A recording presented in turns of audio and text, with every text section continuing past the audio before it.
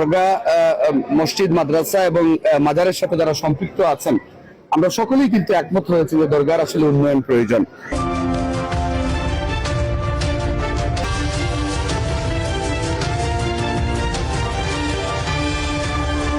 আমরা সিদ্ধান্ত নিয়েছিলাম, আপনারা নিশ্চয়ই, আমরা গণমাধ্যমকে জানিয়েছি ইতিমধ্যে, যে আমাদের সিলেট এক আসনের মাননীয় সংসদ সদস্য এবং বাণিজ্য মন্ত্রী জনাব খন্দকার আব্দুল মুক্তাদি সাহেবকে প্রধান করে একটি 13 সদস্য বিশিষ্ট কমিটি গঠন করা হয়েছে, যেখানে আমাদের সম্মানিত সদস্য হিসাবে যারা আছেন তারা গতকালকে বসেছিলেন এবং বসে কিছু প্রাথমিক সিদ্ধান্ত নেওয়া হয়েছে। এই প্রাথমিক সিদ্ধান্তগুলো আমরা এখনই বলছি না, যেহেতু আমরা পরবর্তী বৃহস্পতিবার বসে এটা চূড়ান্ত করে একটা রূপরেখা তৈরি করে আপনাদেরকে আমরা জানিয়ে দেবো। বাট এটুকু বলতে পারি যে এখন যে প্রক্রিয়াটি পরিচালিত হচ্ছে এটি একটি স্থায়ী সমাধান না। আপনি ডেস্ক সিলগালা করে দিচ্ছেন, আমাদের উপস্থিতিতে, প্রশাসনের উপস্থিতিতে সেই টাকাগুলো এখানে প্রকাশ্যে গোনা হচ্ছে। এই টাকাগুলো কিন্তু জেলা প্রশাসকের অ্যাকাউন্টেই জমা হবে, যেভাবে বিগত দিনে এটি গণনা করে জেলা প্রশাসকের অ্যাকাউন্টে জমা দেওয়া হয়েছিল। বাট এই টাকাগুলো কিভাবে বন্টন হবে? এখানে ধরেন আপনি অনেক এমপ্লয়ি আছে, হ্যাঁ, অনেক এমপ্লয়ি আছে যারা এখানে চাকরি করেন, তাদের বেতনের একটা ব্যাপার আছে। এখানে একটা নোংরখানা আছে, যারা এখানে প্রতিদিন খাবারের ব্যবস্থা থাকে 3 বেলা সম্ভবত।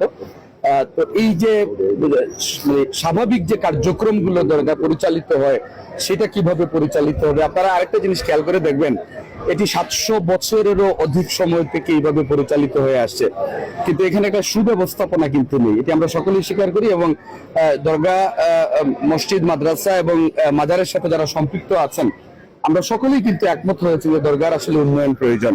এখানে একটা অজুখানার প্রয়োজন, এখানে একটা বিশ্রামাগার প্রয়োজন, এখানে একটা কালচারাল কর্নার প্রয়োজন।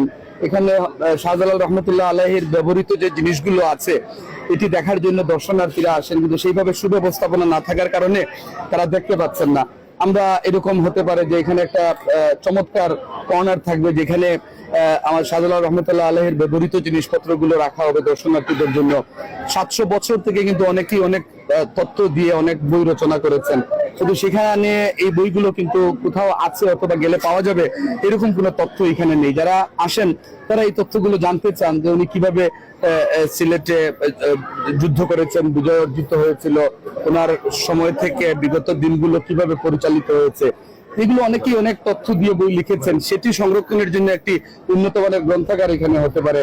এখানে গাড়ি পার্কিং এর কোনো ব্যবস্থা নেই, সেই গাড়ি পার্কিং এর ব্যবস্থা হতে পারে। আপনারা আরেকটা জিনিস খেয়াল করে দেখবেন, যে এখানে একটা মাদ্রাসা আছে, এই মাদ্রাসার যে শিক্ষার্থীরা আছে তাদের জীবনমান উন্নয়নের জন্য, তাদের মানে প্রতিদিনকার যে খাদ্য এবং অন্যান্য আনুষঙ্গিক যে বিষয়গুলো আছে, এটি কিভাবে আরো উন্নত করা যায়, তাদেরকে সাপোর্ট দেওয়া যায়, এই বিষয়গুলো কিন্তু আমাদের পরিকল্পনার মধ্যে আছে। তো আমরা আশা করছি যে আগামী 1 সপ্তাহের মধ্যেই আমরা এই দরগা এবং মসজিদ, মাদ্রাসা কেন্দ্রিক যে বিষয়গুলো নিয়ে আমরা ইতিমধ্যে আলোচনা করেছি, সেটা আপনাদের মাধ্যমে আমরা দেশবাসীকে জানিয়ে দিতে পারবো, যেটি এটি গণদাবিতে পরিণত হয়েছে।